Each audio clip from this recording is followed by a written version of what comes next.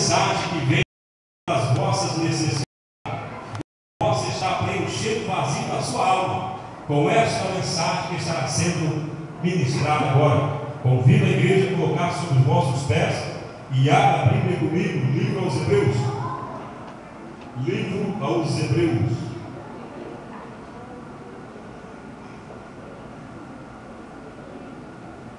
Bendito seja o nome do Senhor. Livro aos Hebreus, capítulo 10, versículo de número 17. Livro aos Hebreus, capítulo 10, versículo 17. Aleluia. A igreja em liberdade de glorificar o Deus que te libertou, que te chamou, colocou um novo canto na sua boca. Aleluia. Toda a glória, toda a honra pertence a Ele. Quero desde já dizer meus irmãos que estou muito gripado. Esteve na casa do Endo ali, aquele cupim assado e aquela coca gelada, um perigo. Livro aos Hebreus, capítulo 10, versículo 17, está nos dizendo: e jamais me lembrarei dos seus pecados e das suas iniquidades.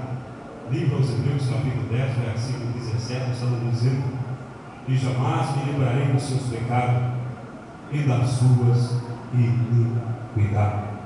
Podemos assentar?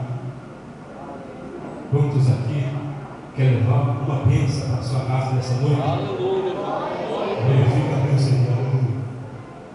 Grande Deus, aleluia, Jesus. Queremos nessa noite trazer de volta para a sua lembrança duas histórias que estão narradas nas páginas seletivas da Bíblia.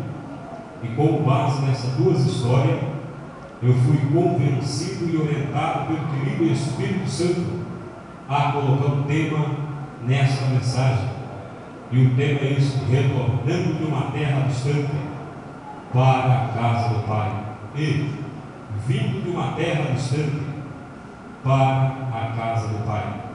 Convido a igreja agora, com voz de soldado que está em batalha, a repetir comigo este tema: retornando de uma terra distante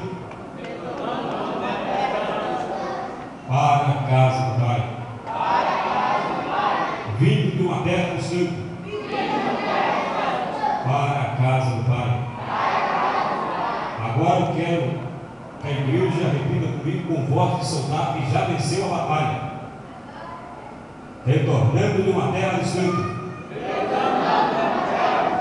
para a casa do Pai. Vindo de uma terra distante para a casa do Pai. Esse é o tema que está sendo pregado nessa noite. Eu glorifico